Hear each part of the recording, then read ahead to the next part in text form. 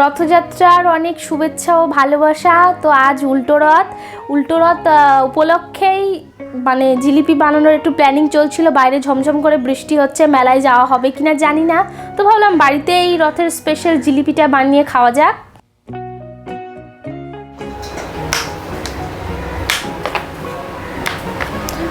পান্তাভাত YouTube চ্যানেলে আপনাদের সবাইকে স্বাগত জানাই। তো রথযাত্রা উপলক্ষে আজকে বানাবো হচ্ছে জিলিপিটা ভীষণ পরিমাণে ঝামেলার একটা কাজ, একটু সাহস নিয়েই করছি, জানি না কেমন হবে, ভয় লাগছে খুব। তো ভালো হোক মন্দ হোক দুটোই আপনাদের সঙ্গে, ভালো হলেও যে দেখাবো বা জানাবো, খারাপ হলেও দেখাবো। তো একটু ভয় আছি, ফার্স্ট টাইম ট্রাই করব, তো দেখা যাক কেমন হয়। 200 গ্রাম ময়দা নিয়েছি, ময়দা দিয়েই ভালো হয়, অনেকে আটাও দেয়। ময়দার মধ্যে সামান্য পরিমাণে লবণ দিয়ে 2 চামচ ঘি দিয়ে দিয়েছি, আর সামান্য পরিমাণে খাবার সোডা দিয়েছি। আপনারা চাইলে খাবার সোডাও দিতে পারেন, অনেকে ইনো দেয়, আমি খাবার সোডাটাই দিয়েছি। দিয়ে যে হাতের সাহায্যে ভালো করে ঘিগুলো ময়দার সঙ্গে মেখে নেব, মোটামুটি 5-7 মিনিট ধরে ডলে ভালো করে মেখে নেওয়ার পরে এই যে দেখুন এইভাবে মুঠো হবে, আলতো করে চাপ দিলেই যাতে ভেঙে যায়, ময়নটা দেওয়া তাহলে বোঝা যাবে ভালোভাবে হয়ে গেছে। তারপরে অল্প অল্প করে জল দিয়ে মাখবো, একেবারেই বেশি জল দেব না, তাহলে মানে ব্যাটারের ঘনত্বটা বোঝা যাবে না। তো যাই হোক, মোটামুটি অনেকক্ষণ ধরে চটকে মাখার পরে তারপরে জলটা দিয়ে ব্যাটারটাকে পাতলা করবেন। জিলিপির ব্যাটারটা এমনিতেই অনেকক্ষণ ধরে মাখতে হয়, আমি মোটামুটি হাত দিয়ে আধা ঘন্টা 40 মিনিট মতো মেখেছিলাম। ময়রাদের মতো হয় না তো, যতটা সম্ভব। এদিকে কড়াই বসিয়ে দিয়েছি জিলিপির শিরাটা তৈরি করার জন্য। বাটি মেপে দিয়েছি আমি, 1 বাটি চিনি দিয়েছি, 1 বাটি জল দিয়েছি।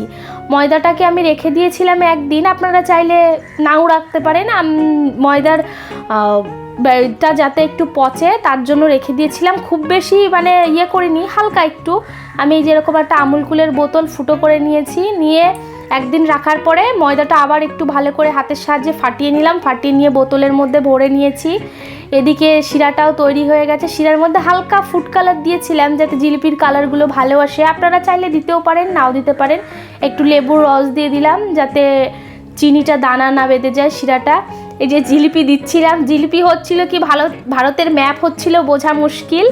মোটামুটি 8-10টা দেওয়ার পরে তারপরে জিলিপির শেপটা একটু এসছিল, দেখতে খুব একটা বেশি ভালো হয়েছিল না, কিন্তু খেতে কিন্তু দুর্দান্ত হয়েছিল। মানে ঘরোয়া হিসেবে আমি খুব নার্ভাস ছিলাম যে কেমন হবে কি না হবে, কিন্তু খেতে ভালো হয়েছিল। দেখতে যা একটু খারাপ হয়েছিল, তো কোনো ব্যাপার না, আমরাই তো খাবো, কাউকে তো আর দেবো না। তো এইভাবেই প্রথমের কয়েকটা ভেজে নেওয়ার পরে শেষের দিকে গিয়ে একটু জিলিপি লাগছিল যে জিলিপি হলো। জিলিপি ভাজা কমপ্লিট হয়ে গেছে, এবার যেটা বাকি রয়েছে সেটা হয়েছে পাঁপড় ভাজা। তো পাঁপড়টাও ভেজে নেব। আপনারা আমাকে একটু কমেন্ট করে জানাবেন যে কে রথের মেলায় গেছিলেন, বা মানে উল্টো রথে কার যাওয়ার প্ল্যানিং আছে, আর গিয়ে কে জিলিপি আর পাঁপড় ভাজা খেলেন, আমাকে অবশ্যই কমেন্ট করে জানাবেন। এই যে আমাদের রথযাত্রার স্পেশাল জিলিপি আর পাঁপড় ভাজা তৈরি। এ নাও, কই